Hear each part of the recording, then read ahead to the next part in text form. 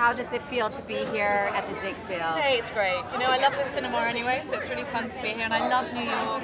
I spent a lot of time here this year and last year because I wrote a film out here actually, so it was great. So yeah, no, it's lovely to be back. What inspired you to write a screenplay about Margaret Thatcher?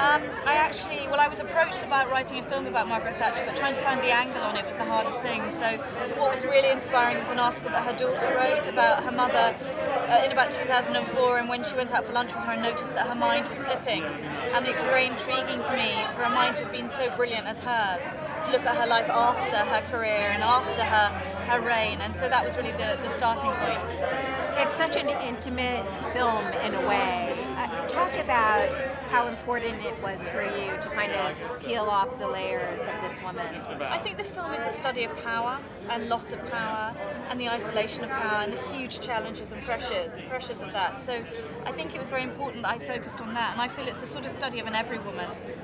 The incredible thing about her career is she did go from nowhere to somewhere, and so inevitably that has a wonderful dramatic arc that you can only run with. So I think that's what I focused on more than anything.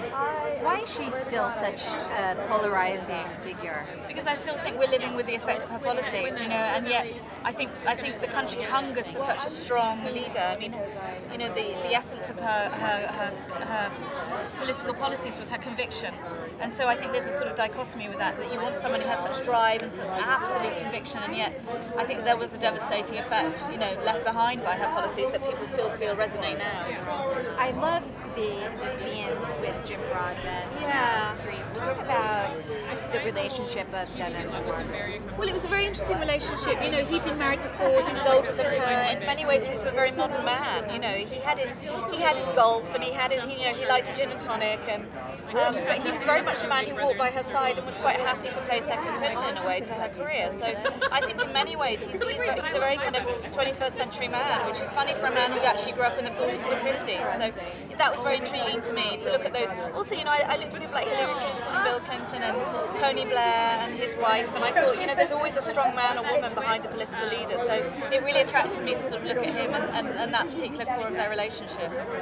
That's great. Thank you so much. No worries. Thanks. Oh, wait, no. Talk about, I'm so sorry. Yeah. Meryl Streep. How could we not talk about Meryl Streep's well, my performance? Oh my gosh. Okay. Talk about her amazing performance. Yeah, I mean, just astonishing, really. I think it's very odd when you start writing with her in mind. You just start to hear her voice, and so it was really exciting working with her on the script early on, and sitting down in her apartment and just hearing that voice. So I think in a way it inspired me to go as far as I could with the script, because I just knew it was like the most incredible racehorse that you just think, well, we could win the Derby with it. So it's very exciting. Thank you so much. No worries. Enjoy tonight.